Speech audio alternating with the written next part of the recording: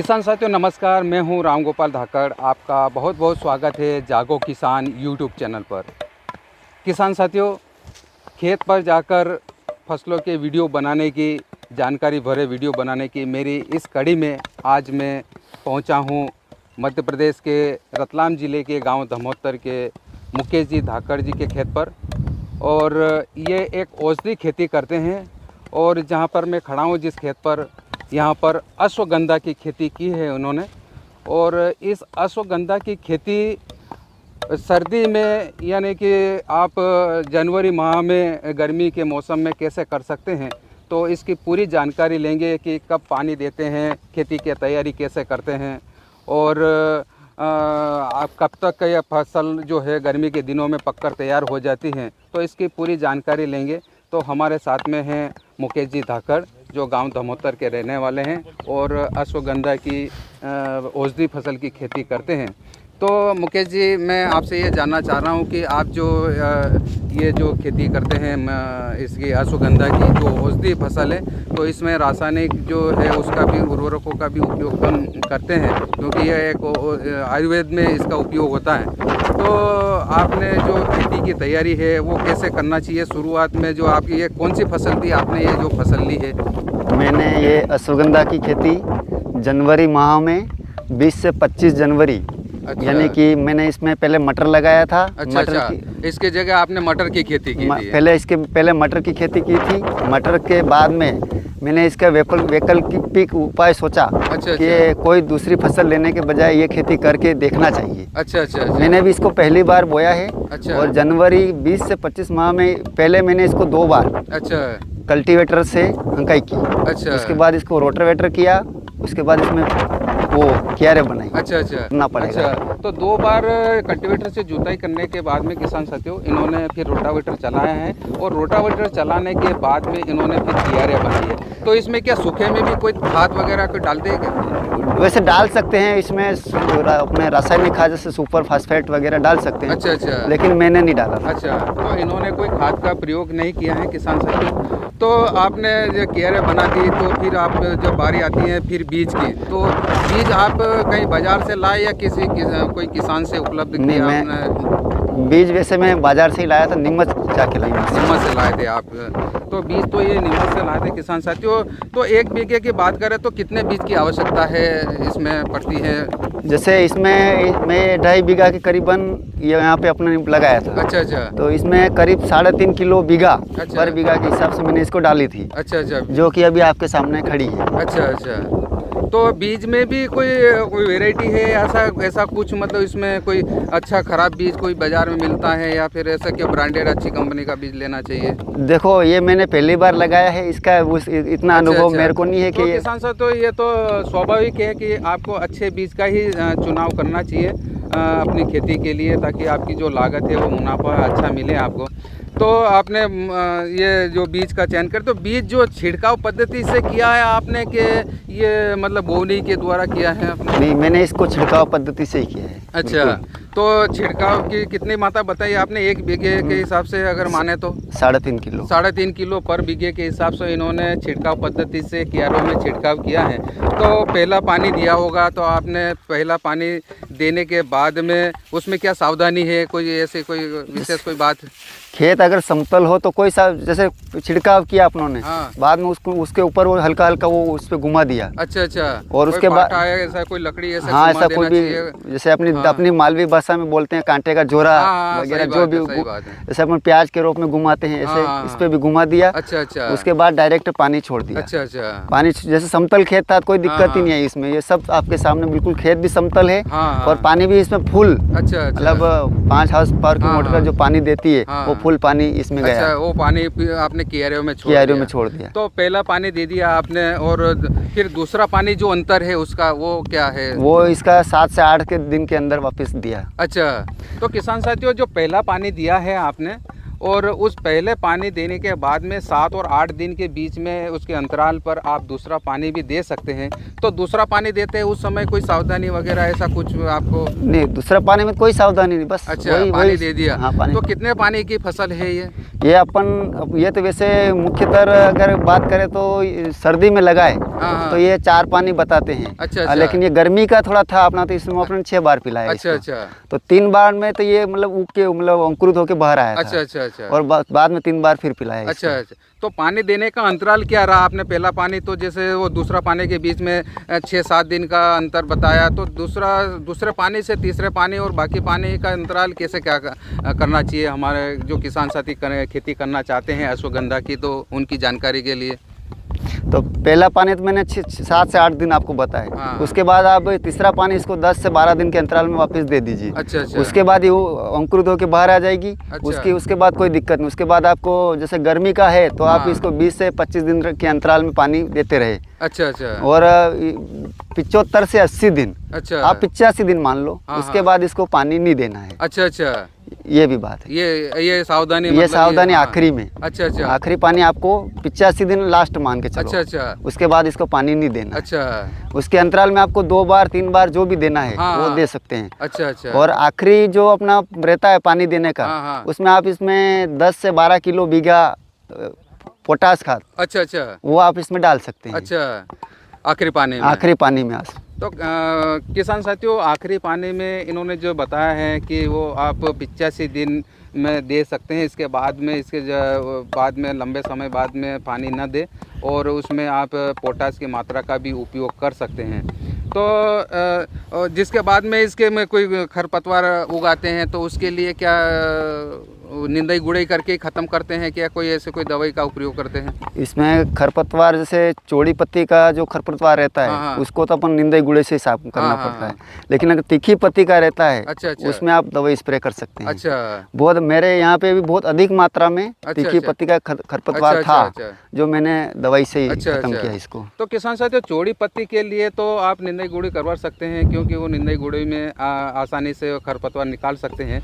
पर बाकी जो संकड़ी पत्ती वाले खरपतवार हैं तो उसके लिए आप जो है निंदानाशक दवाई का उपयोग कर सकते हैं।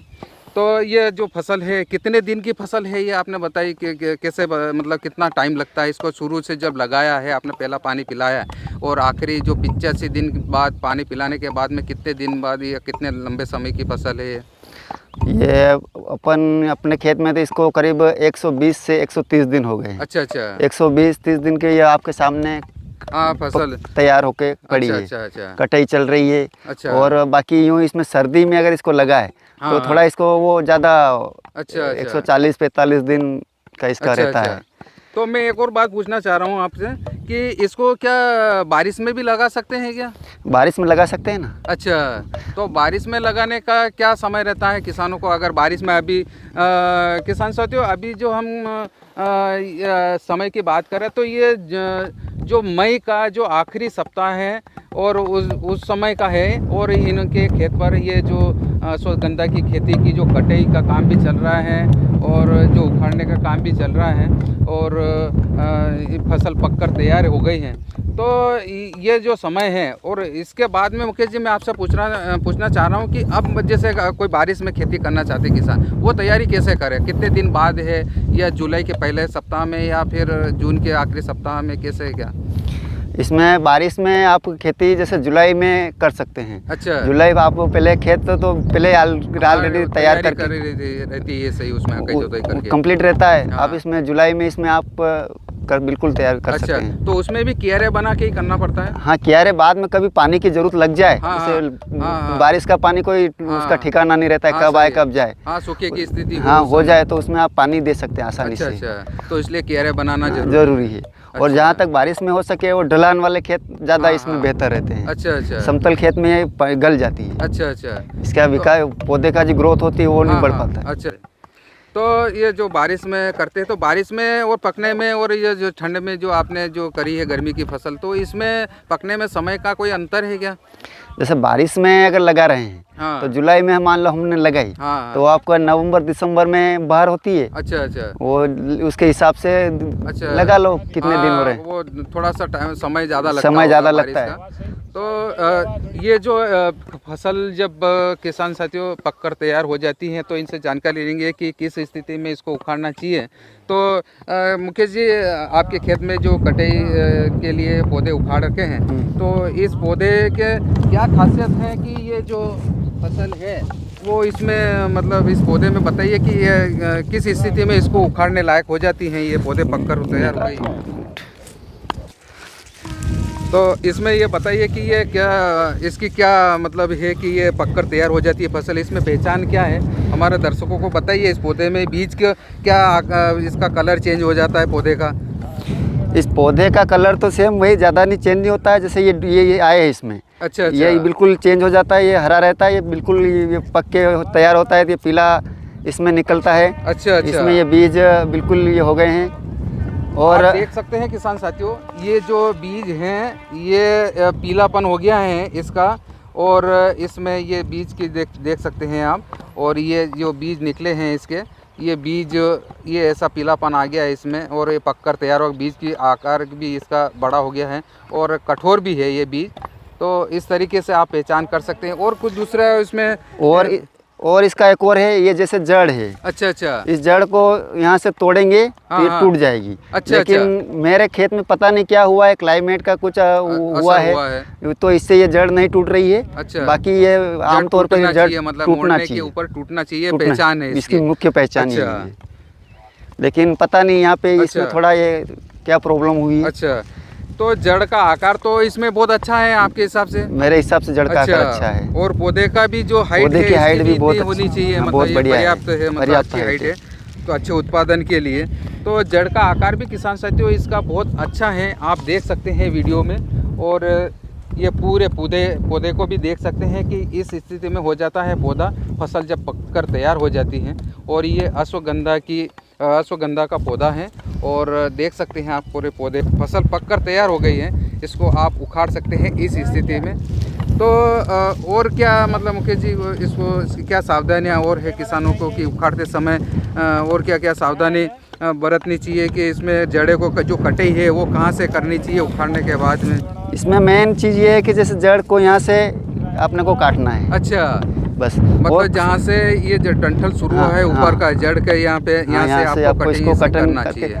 और इसमें आखिरी में वही है कि खर्चा है जो सब आखिरी का ही है। अच्छा, इसमें जो मुख्य तरह जो शुरू का खर्चा है, जैसे कीटनाशक दवाई का कोई वो प्रयोग नहीं करना है। हाँ, कीटनाशक दवाई बिल्कुल सही, क्योंकि औषधीय फसल है किसान साथियों, इसलिए रासायनिक उर्वरकों का बहुत कम उपयोग करें, बहुत कम, और तो चलेगा इसमें। अच्छा, और ये आखिरी का जो खर्च है वो बहुत लेबर बहुत थोड़ी ज़्यादा है। किसान साथियों इसमें जो कटिंग है, इसकी जो जड़ें हमारे आप देख सकते हैं, जो मजदूर जो इस औषधि फसल की जो कटिंग कर रहे हैं, जड़ को अलग कर रहे हैं, तो इसमें मजदूर की जो संख्या है वो ज़्यादा लगती हैं। पूरे जो बात करें वो दूसरे खर्चे की, तो इसमें निंदाई गुड़ाई में इतना खर्चा नहीं लगता है। और बाकी ये जो ये इसकी जड़ को निकालने में, कटिंग करने में ज़्यादा समय लगता है। तो इसकी अगर जड़ की कटिंग हो गई ये मुकेश जी, और इसके बाद में जो ये जो बीज है, क्या इसका भी उपयोग होता है क्या? बीज का उपयोग होगा ना। अच्छा, बीज को यहाँ से इसको काट के अलग कर लिया, ये जैसे पड़ा है खेत में सूख जाएगा, इसको फिर थ्रेसिंग करेंगे। अच्छा, थ्रेसिंग में बीज अलग आ जाएगा और ये भूसा अलग निकल जाएगा, जो भूसा भी बिक्री के लिए तैयार हो जाएगा। अच्छा, ये भी बिक जाएगा, इसका डंठल भी बिक जाएगा। और इसको थ्रेसर में करेंगे तो टुकड़े हो जाएंगे, तो ये भी बिक जाएगा, और इसका बीज भी बिक जाएगा, और जड़ भी बिक जाएगी, पूरा पौधा। यानी कि किसान साथियों ये पूरा पौधा जो है वो आपको लाभ देने वाला है। इसकी जड़ भी बिकेगी और डंठल भी बिकेंगे, और ये जो बीज है ये भी बिकेगा। तो कुल मिला के पूरा पौधा है, तो इसका जो है वो आपको फ़ायदा देने वाला है। तो इसका जो बीज की बात करें तो बीज क्या भाव बिकता है ये, और कौन सी मंडियों में किसान को बेचना चाहिए? ये बीज तो अभी पता नहीं, मंडी बंद हुई पहले, उसके पहले तो पता नहीं क्या रेट है। अभी लॉकडाउन की वजह से मालूम नहीं क्या रेट चल रहा है। तो एक एवरेजन हमारे किसान साथियों को बताना चाहें कि मतलब आपने सुना होगा कि ये मार्केट में तो इसका ऐसा मार्केट चलता है, ये 7 से 8 हज़ार रुपये प्रति कुंटल के हिसाब से मेरे हिसाब से बिक जाना चाहिए। क्या बीज है ना? हाँ, बीज। अच्छा। और ये भूसा है, ये 2200-2500 रुपये प्रति कुंटल। इसका हिसाब मंडी लॉकडाउन लॉकडाउन के पहले जो लॉकडाउन की वजह से बंद है, जब खुलेगी तो एक अनुमान अपने के जो पहले सुना था उसके हिसाब से बात करें। अच्छा, और जड़ की बात करें तो जड़ जब लॉकडाउन के पहले मंडियाँ बंद हुई थी उसके पहले इसका हाईएस्ट रेट 38,000 रुपये प्रति क्विंटल था। अच्छा अच्छा, और न्यूनतम पता नहीं, लेकिन हाईएस्ट जरूर सुना। अच्छा अच्छा अच्छा। तो इस जड़ को जो कटिंग करने के बाद में फिर सुखाना पड़ता है कि सुखाना पड़ता है? अच्छा, थोड़ा सा खेत में या छाँव में के धूप में? इसको चाहे 1-2 दिन आप धूप में सुखा लो, फिर छाँव में डाल दो। अच्छा, फिर छाँव में थोड़ा पतला पतला, ज़्यादा मोटाई नहीं होना चाहिए। अच्छा अच्छा। तो किसान साथियों, इसको जब आप छाँव में घर पे लेके जाकर डालें तो इसका ज़्यादा ऊंचा ढेर नहीं होना चाहिए, थोड़ा पतला ही ढेर रहना चाहिए ताकि नमी इसमें से जल्दी निकल जाए और ख़राब भी नहीं हो जड़।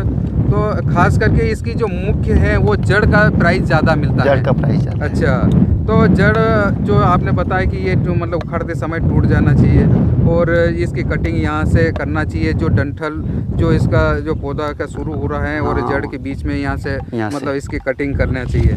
तो और इसको जो रखना चाहे कोई किसान, स्टोर करना चाहे तो कब तक मतलब कितने समय तक ख़राब नहीं होती है जड़ें? साल भर या 1.5 साल या 6 महीने? ये तो बहुत ज़्यादा आप स्टोर कर सकते हैं, इसकी जड़ बिल्कुल ख़राब नहीं होती है। अच्छा, कभी भी मतलब आप बेचना चाहें तो जब आप जब इच्छा चाहे जब बेच सकते हैं। अच्छा,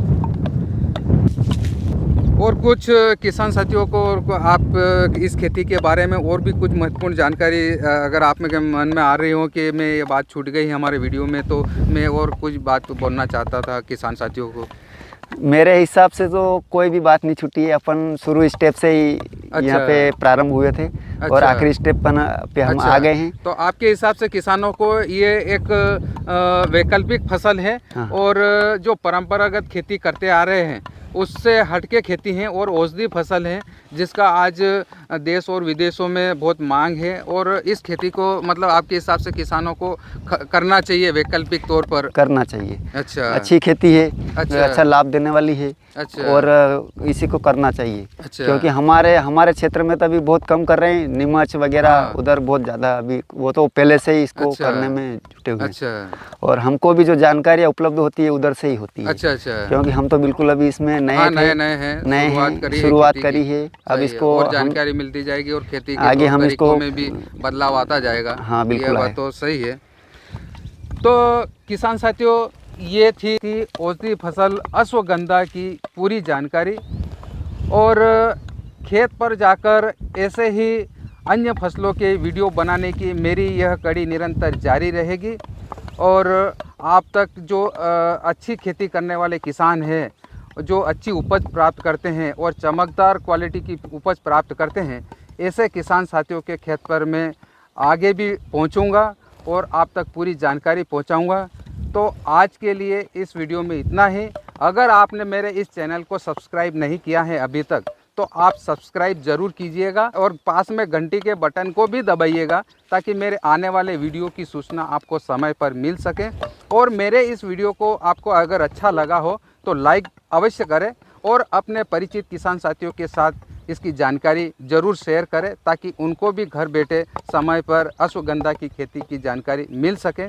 तो अब यह वीडियो यहीं समाप्त करते हैं, मिलते हैं अगले वीडियो में एक नई कृषि जानकारी के साथ। तब तक के लिए जय हिंद, वंदे मातरम, जय जवान, जय किसान, जय विज्ञान। धन्यवाद।